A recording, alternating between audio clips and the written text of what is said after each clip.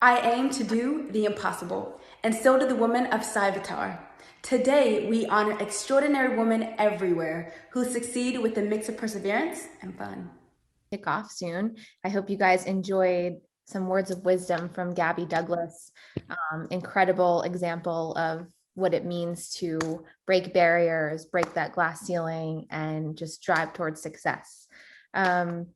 So we have a panel of 6 incredible women in tech today, from all different industries, and all over the world, which is very exciting. We're so honored to have everyone join us. So to start off, I'd love for each woman to share how they got started in tech, and just give some background on their story, how they got to where they are today in their career, and obviously share, what they're up to today, where they work, and all the incredible things that they're working on. So I'd like to first start with Parminder. Well, thank you there, Arlene, and the great team at Cyvatar, and really excited to be here. So how did I get started at tech? Let me just rewind for a second. So my first taste of tech was the green screen of a Commodore 64. I don't know how many of you remember that. And that green screen where we played this primitive, oh my God, Steve Daniels had one. Okay, so my dad dragged home this oldish looking Commodore 64. It was yellowish grayer because a colleague was throwing it out, and we had just arrived from India. And so my brother, sister, and I would stare at this green screen, kind of going back and forth, and hearing this annoying pinging sound. I can't even imitate it, as the ball was going back and forth. And so beyond that, I've just been really fortunate because I got involved with IT when I was at a community college. So coming from India, that was my first experience. I graduated from high school there, and my first experience was at Southwestern Community College in Iowa, where I was thrown into programming, and it was like, whoa, this is really cool stuff. And so went on from there, and I've been fortunate to be able to be in the for-profit, nonprofit, and now the public benefit sector, all because of tech, fiber optics in specific. And so it's been pretty exciting. And now as CEO of socialtech.ai, I'm so happy to be here. Thank you, Parminder. I just absolutely love your story. Every time we talk, I learn something new about what you do. And can you just explain really quick what Social Tech does? Sure. So socialtech.ai, we are a company that builds technology to enable social processes towards an equitable, sustainable future. So we nudge human decision-making along that path in positive directions. Our flagship product is a marketplace called unmuddled.com, which is a skills-based, skills-driven marketplace where community colleges sell their courses, their degrees, their credentials, bringing learners and employers close together. So you go course to job, course to job, course to job, and stack that up all the way to the top. Such an incredible company and mission. Thank you for all that you do. And I'd like to pass the mic to Audrey Powers now. Audrey, you can go ahead and unmute yourself, introduce yourself to our audience. Thanks so much. I appreciate the invitation. This is by far the most fun I have had on a panel so far. So I currently work for a company called Blue Origin up here in Seattle, and we're a spaceflight company. We are developing and flying 2 reusable launch vehicle systems, both for human spaceflight purposes. We're also building a lunar lander for NASA's upcoming moon missions that they've developed a program for. We also have a whole family of rocket engines that we're developing for all different types of vehicles. So we're the big space nerds up here in Seattle working on human spaceflight. And I'm currently the vice president of the legal and compliance team. So I am an attorney right now, full disclosure. but I started my career as an engineer. I was an aerospace engineer for about 10 years before I became a lawyer. And you know, how I got into tech, I guess I had the extreme good fortune of having parents who were just interested in everything. They were just curious about anything and everything, and they would proclaim themselves liberal arts people. They're not technical people in their careers, but they exposed me and my brothers and sisters to just all kinds of science and art, and you know, every type of topic you could imagine. So I very early on, you know, went to the Air and Space Museum. I grew up near DC, and my parents would take me to the Smithsonian museums and to air shows. And I very quickly became interested in flying and aviation and space. Wanted to be an astronaut from a very, very early age. And my parents just kind of fostered that through my childhood. And I ended up going to college at Purdue University. For a very specific reason. They've graduated the most astronauts from Purdue, and they also have a flight school. So I could go there and study engineering to hopefully one day become an astronaut. And I, on the side, got my pilot's license at their flight school. So it just kind of, you know, fostered all things flying with me. So I started, when I graduated from Purdue, I started my career at NASA working on the International Space Station program. So I worked in human spaceflight for a number of years, and just, you know, I had my dream job straight out of college. It was an amazing experience. I also worked on some government space operations programs after that, before I became a lawyer. And I was lucky enough after I became a lawyer to stay in the space industry that I love so much. So I support all of our mission operations groups. Unfortunately, there are a lot of lawyers required to go to space. So I still support a lot of the technical areas that I worked in as an engineer. So that's how I got to where I am today. Your career path is just incredible. And it's such, I mean, talking about empowering the next generation. If I were, you know, still a little girl, you would have been my idol. I thought, I was always interested in space. Oh, I thought it was so cool. So thank you for just being such a strong example to your, you know, fellow women and also the younger generations. It's Thanks. Seriously an amazing story. Okay, next we have Beatrice. Go ahead, unmute yourself. We're so excited, Beatrice. We actually connected through a professional networking group, and she was so enthusiastic to come on and join us. She has technical background and marketing background, and she's combined the two. So go ahead, Beatrice. I'll give you the floor. You got it. And Audrey, Parminder, it's a pleasure to be on the panel with you. Again, tough acts to follow with your stories, but I'll do my best here. Hi, folks. I'm Beatrice Atangel. I've been fortunate to weave in and out of cybersecurity in the tech space. I most recently led marketing at Resilience, a cyber risk and insurance company, where I led the rebrand from Arceo, a cyber analytics platform, to Resilience, and ultimately launching the insurance arm, Resilience Insurance. Prior to that, I managed product and growth at TrueStar, a threat intelligence solution. And prior to that, worked in application security and edge device security. Currently, I'm taking some time to decompress from what a year 2020 offered, and looking for more opportunities to come. To speak about how I got into tech, I'm not a video gamer. I'll say that right now. And my family totally are gamers. My uncle was one of the first game designers at Sega, if anyone remembers that. And he kept on saying, like, hey, I want to target young girls. We don't want to do Sonic the Hedgehog all the time. What is a female inclusive game experience? And I said, I have no idea. Let's try it. And that kept on incorporating, let's try it. Let's do something. And that spurred my way into tech. You know, I usually like to say my career really started at my parents' bookstore, where I learned the importance of a story. And that really helped me form my, well, all stories are the same. It really depends on the audience. And so what I'm excited to be on this panel today is to speak about my story, to learn about everyone else's story, and also share that cybersecurity, security, any other technology could be boring and a little fear-mongering. It's our job to really show off that it's not, and we just want to help. So that's how I like to play out my bio and my career, and hopefully share that with you today. Thank you. Thank you so much. And I love that point you made.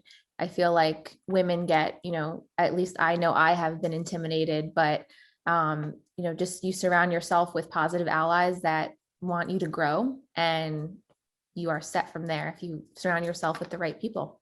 Okay, so Stephanie's going to kick off our first discussion topic. So I'm sorry, we forgot to introduce ourselves. So we'll introduce the women from the CyVitar team. Stephanie, you go ahead and go first. All right, I think we're going a little bit short on time, so I won't go through my whole thing, but okay. I'm Stephanie Simpson. I am the Director of Product Management at CyVitar, and I started off as a mechanical engineer, a nuclear power plant engineer. Yes, I had a lot of jokes back then because my last name is Simpson. I thought that was too boring and quickly moved into software, and over time have, gotten to this place where I'm disrupting technology with CyVitar. And your title at CyVitar? Oh, I started with that, Director of Product Management. Awesome. Cool. And Dana? Hi, everyone. Dana here again. I got involved in cybersecurity when I was directly involved with a cybersecurity attack. And that's when I switched from pre-med medical school to now cybersecurity. Previous to CyVitar, I was working for one of the largest conglomerate companies, and I helped build out their MSSP offering in the energy space globally. And I really miss the sector of actually delivering true outcomes to customers, because when you're part of a huge conglomerate, numbers are everything. So that's how I made my way back home to CyVitar in California. I was previously living in DC, and in London. And here I am. I am a solution outcome advisor here at CyVitar. Thanks, Dana. And I'll go really quick and then we'll get into it. Aileen here. I am the marketing manager at CyVitar. My career started out in market research technology. And I remember I loved what I did as far as marketing, but the industry didn't excite me. And so I worked there for a few years, and then I ended up just connecting randomly with someone in cybersecurity and getting offered a job. And I took it, and I've never looked back. I absolutely love the cyber world. I don't have a technical background, but I enjoy learning about all of just about the world of cybersecurity. It's huge.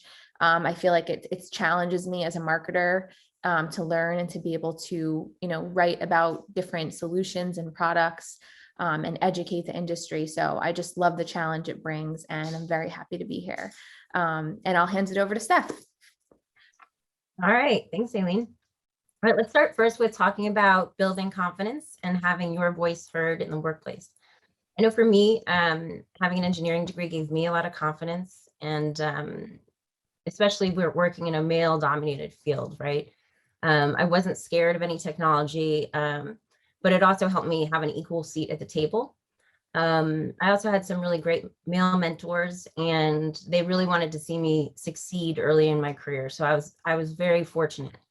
But I'm curious, Audrey, given that you're coming from engineering, aerospace, definitely heavily male dominated, what gave you confidence, and what did you feel you brought to the table that was different? Well, looking at early in my career at NASA, you are spot on.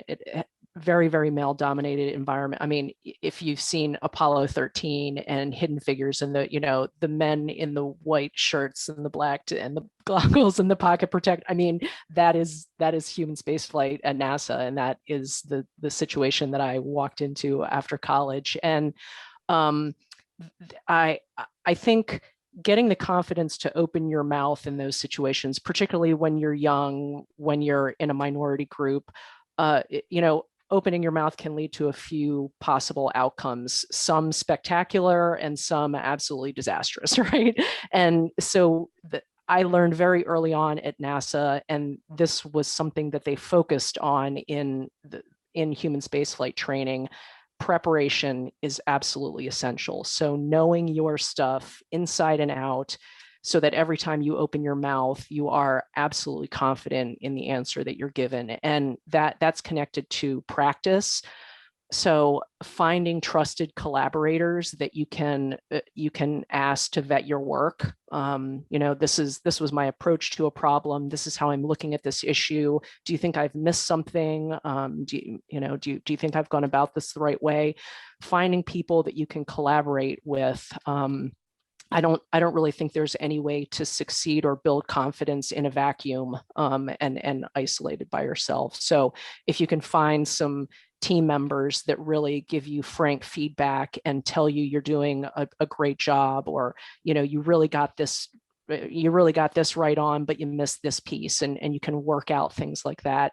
Having that type of practice of your knowledge, I think gives you a whole lot, or gives me personally a whole lot of confidence to walk into a room, whether it's a presentation or if I'm sitting on console and we're launching a rocket. When you open your mouth, that what is coming out is accurate, and you're providing the best possible information.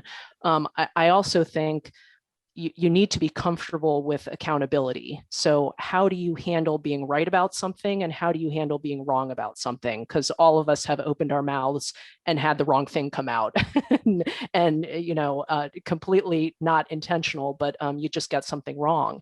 And being able to stand next to that and admit it and not crumble under it and say, I got that wrong, but I'm going to fix it. I'm going to get you the right thing, or this is where I was wrong, and this is how I correct it. Attaching the same humility to your wins and losses, attaching humility to the spectacular things that come out of your mouth and then things that you kind of get wrong, I think will allow other people to look at you and have confidence in you that you're going to handle something correctly. And that just really, those learning experiences, I think, are so beneficial. That's awesome. So curious, since you seem to have learned a lot throughout your career, do you have any specific mentors, any supportive women, anyone that you could turn to for advice in order to get to the place you are now? Yeah, I think, well, what's interesting is being in a male-dominated environment so early in my career, I had a lot of male mentors. And I think it really is great to find females, particularly similarly situated females who have been through something like what you're going through, maybe further on in their career. But I do think finding those male allies that are not at all threatened by diversity, that they see the benefits of having a diverse work environment. It has been such a positive thing for me in my career. And it really wasn't until later that I decided to go to law school and become a lawyer that I met a couple of really fantastic female mentors, and they have become my great friends and colleagues at different points in my career. So I acknowledge the benefit of both types of mentors in my career. And I think early on, it's just because there were not that many females, in the groups that I was working with. There were a few that I recall. There were maybe 2 at the time female flight directors at NASA, and they were like legends. It's like, look at these women who have blazed this trail for us, and they were so great to those of us coming up through the system. Really gave a great example to me of how to treat people that are younger than me and that are looking for opportunity and looking for support. That's great. Thank you. We'd like to hear from the rest of the panel. Parminder, any thoughts you want to add? Yeah, I think actually, Audrey did such a great job. I think what I would just kind of add is, in my life, the experience that I've had is kind of about curiosity-driven confidence. So I think like what Audrey was saying, asking the questions and then collaborating with those that you really value the way that they stand out and the way they conduct business, the way they act in their personal lives, that just having the curiosity to ask those questions and not be so shy about that. And I think in addition to that, what I'd add is I think it was beneficial having kind of like a double skill set. And Audrey, you know, lawyer and aerospace and engineering, putting all that together, not coming from one space makes it, makes things, you're open. You're so open then to different possibilities and different explorations. And, you know, and people are people, right? When you get down to it. So being able to make that connection at a human level. And so my background's in it's market driven research as well as fiber optics. So when you start putting the two together, you're not just talking about intuition, you're talking about real hard data, real hard numbers, driving decisions, using evidence to move forward. And then from there you pick, you know, like, I guess one thing that just came to light for me one time, one of the first books I ever read, again, it's my dad dragging this stuff into my life, it's called Future Shock by Alvin Toffler. And this is all futures methodology. And it was like, wait a minute, if you read that book today, it's like everything around us reflects what was said in that book. But let me just, one note, his wife Heidi contributed to that book and she never gets a call out. So Heidi, you're getting this call out. And so in that book, what we see happening today was based on technology developed in the 60s. So using signals to kind of understand and solve problems for the future, I think it gives you a certain specific niche that brings confidence and it drives the kinds of mentors and friendships that you make. So anyway, I won't take up any more time. I know Beatrice has interesting stories to share as well. Oh, you know me in a story. I just have two things to add. One is my first job in tech was a cold outreach. I saw a TED Talk by a founder, and the startup was based in San Francisco, where I'm based here now. And you know, I'm a slew of other applicants. What's the harm of just doing a cold outreach saying, I love the TED Talk. This is what I found. Is there any interest in someone like me? Right out of college, I went to a women's college that was specific to, I studied chemistry and finance. So I didn't have a CS background, but I wanted to just get in there. And sometimes the confidence is really just getting out there. You don't have to wait for someone calling on you. Just going there. What's the harm? The harm was he never saw my email and I would have done other things. But the great thing was he was like, yeah, sure, apply and I'll flag your name. And that was the start. So when you start thinking about confidence, it's really just knowing that you yourself have it. You don't have to wait for someone else. You already know what you're doing. You're here right now. Just getting there and believing in yourself is half the battle. That's great. Thank you all. I think next we have Dana. You're gonna. Yeah. Okay. So we all know imposter syndrome, or we know it to be very real for ourselves. This question is for Parminder. As a female CEO and having been an immigrant, can you share your experience with that? Or if you had imposter syndrome, had you experienced it during your path to, getting your PhD or becoming a CEO? I feel like I run into this sometimes. Do you have any techniques or words of advice for women listening, or anybody listening really, how our male colleagues can be positive allies to combat this? Or yeah, so are you talking about when you wake up in the middle of the night and you go, oh my God, what am I going to say on a panel where they're actually going to be listening to me?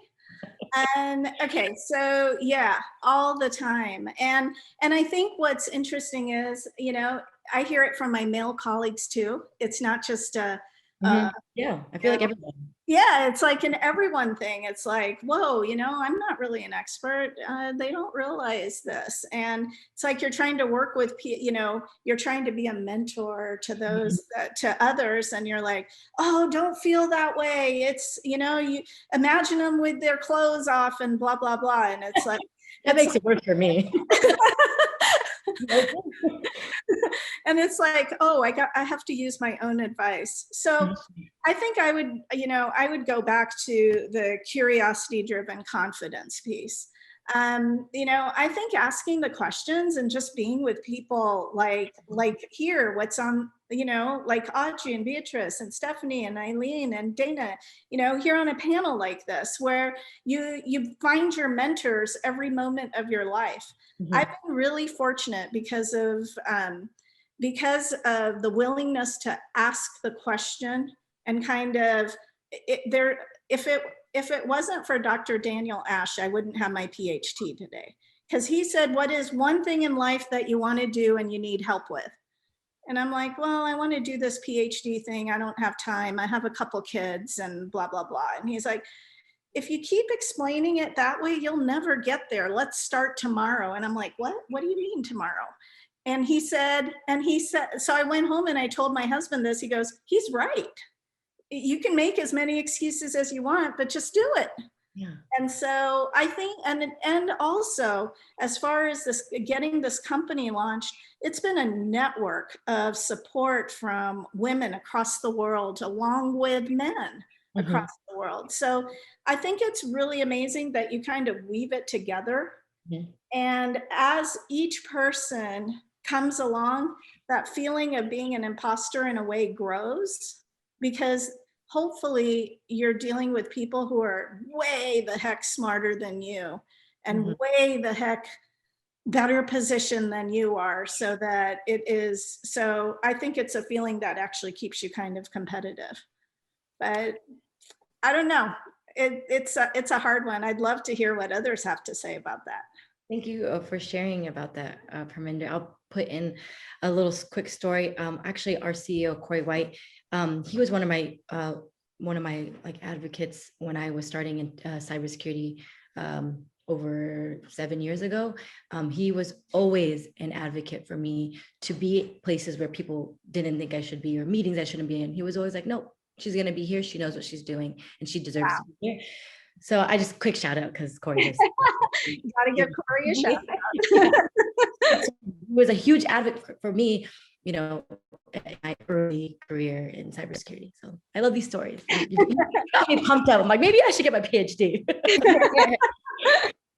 Quick, just to add to that, I've suffered from imposter syndrome a lot, and I've read up a lot about it. And the best piece of advice I've ever come across is when you're having those doubts, just give yourself a pep talk that whether it's in work or whatever, someone entrusted me with this position or this task or this presentation or this panel because they believe that I have the skills to get it done, and they believe in me.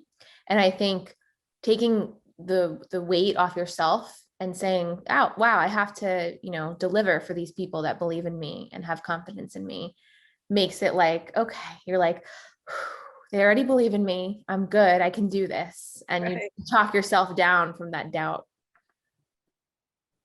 But I'd love to hear from Audrey, Beatrice, Steph, anything you guys want to share before we move on to the next topic.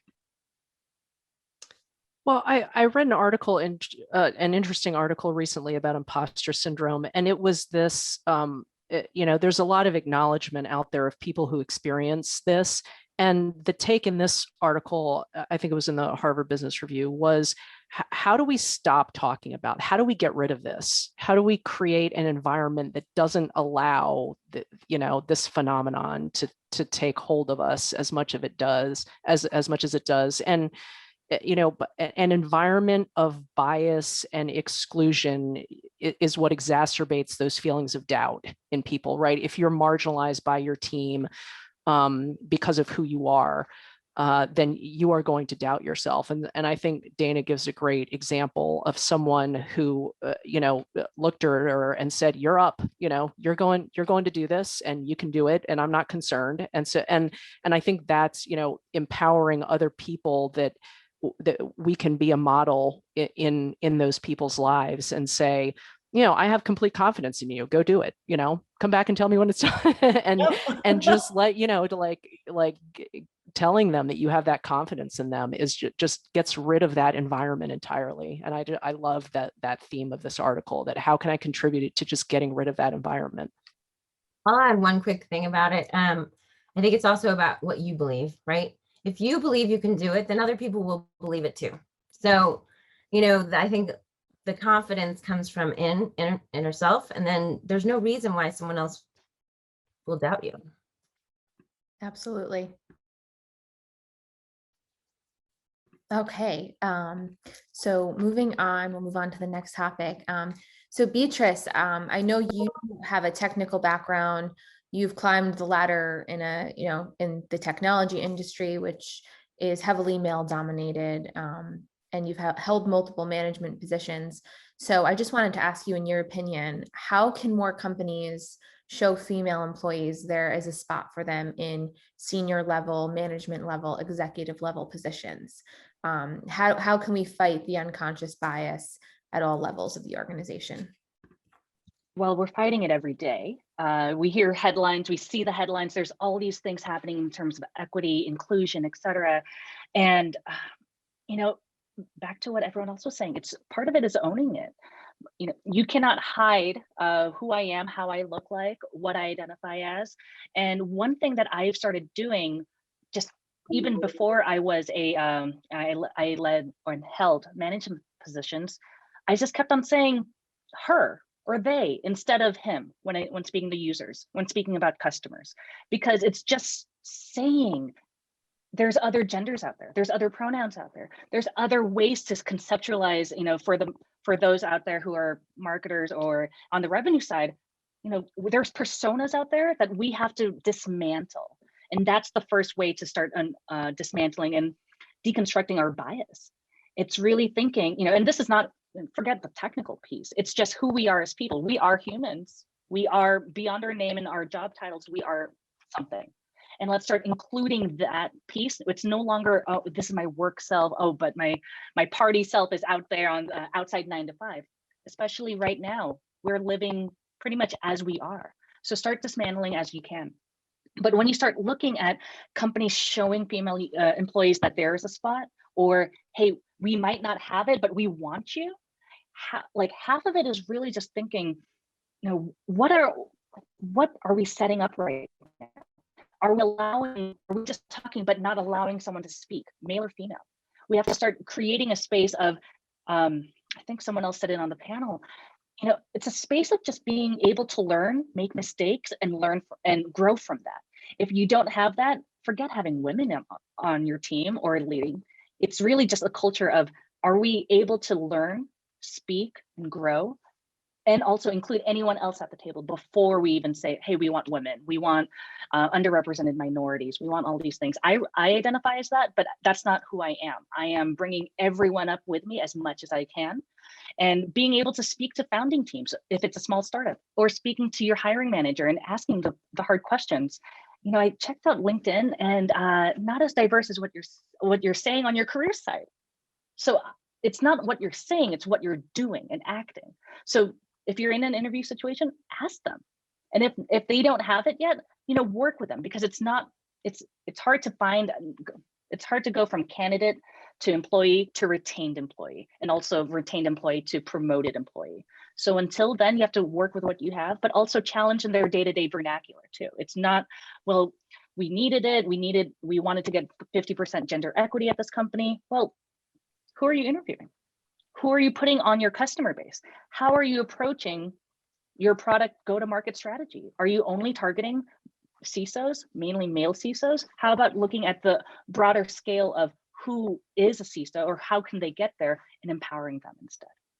So I hope that answers your question, but I believe Audrey, Dana, Steph, and so forth have so many other great answers to help me here. I think actually that's a really good segue into our next topic.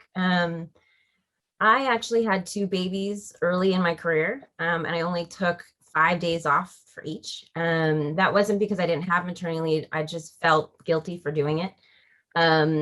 So I feel like the industry has really evolved. Companies are now offering paternity leave, discounts and support for childcare, and flex time, like you can leave and go, you know, do what you need for your kids and come back. I'm curious for the women on the panel, starting with Audrey, what is the top thing you care about or feel supported as a female when you join a company? Yeah, I'm struggling with it because it's there. I guess maybe it's a tie for me. As I've gotten older, I've definitely noticed things like you highlighted more. You know, some companies I've been at, you know, realizing and being a little bit outraged that they only give how long for maternity leave, and they don't have paternity leave here. That's really, you know, it's so unfortunate, and I think it's something that I notice much more, because I know how me and my colleagues have been affected by things like that over the years. I will say that I don't think those would be deciding factors for me, though. I really come back to, is the work that I'm going to be doing, you know, am I passionate about the work that I'm going to be doing? And I don't know, like I think I've been fortunate to have a career in this industry that just really excites me. And that I feel very passionate about, kind of this exploration and science, and allowing humanity to do these amazing things. So I really, I look for that passion piece, I think, more than the other things, but I definitely, I think I think I would enter the role disappointed if some of those things weren't available, because they are more available in place. And I feel like companies should be more aware of just providing help and support to their employee. Like, how do you most help your employees thrive? It's by doing things like that. They are going to perform the best for you if you support them in these ways. Yeah, that's what makes sense. Yep. I've seen a lot of companies now, they do diversity and inclusion alliances within, they have women's alliances within the company.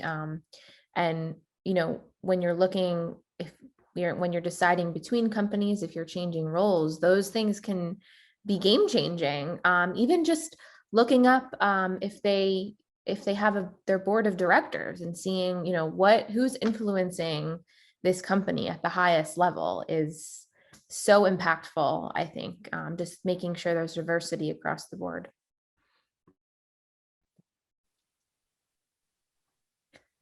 How about Parminder or Beatrice, anything you wanted to add to that? Sure, I can jump in. So I would have to agree with Audrey that I've always approached it from, what is the work, what is the opportunity, and then what's my passion level? Am I going to jump out of bed the next day and be like, woohoo, I'm here and ready to start the day, or am I going to have to drag myself out? And I think for the last few positions, because I was trying to think back, like what is it? It is the work and the passion behind it for me. But I think in the last few positions, what I've really looked at is who comprises the executive team and who comprises the board.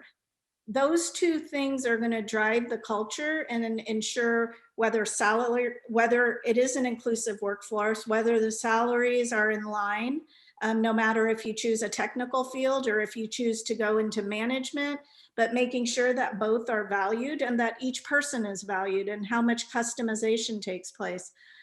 So for me, if the board and the executive team are not well balanced, I make the assumption, whether it's accurate or not, that the rest of the company is off balance as well. So, I love seeing Cyvatar's diversity across pretty much everything, whether it comes to gender, whether, and I know this isn't a plug for Cyvatar, but I do think that we all have to emulate that and practice what we preach. That's bottom line. We can't let it be the responsibility of another individual. We've got to take ownership of this and say, if we're going to preach that, women should have a seat at the table, then bring women into the table. Bring in the people and make sure we're creating the right alliances to do that, so that we don't step back and say, somebody else should be doing this. We need to do it.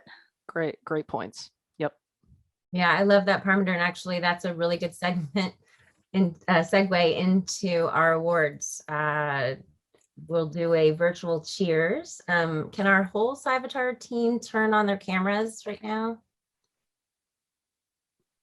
Everyone should be able to. Everyone. You're putting a glass up. Yeah, and just to wrap up, that's the end. We're coming up on time, so we wish we had more time to deep dive into this, but let's first just give a round of applause for this awesome panel. Yay! Thank you everyone so much. Completely. And let me just say this. Last night, I spent an hour talking with my daughter about college. I can't wait to get the recording off of this. Talk about inspiration. So ladies, thank you so much. This was like seriously cool. Very, very good. Awesome. A lot of fun. Thank you. Well, speaking of really talented people, our talented marketing and PR team, Aileen and KC, have done a bang-up job nominating us for multiple awards this year. And I want you all to raise your glasses or cups of coffee, whatever you have going on right now, to cheers the whole CyVatar team, everyone involved, for winning 6 big, very huge awards. Woo! Cheers. All right, I'll go through them all. So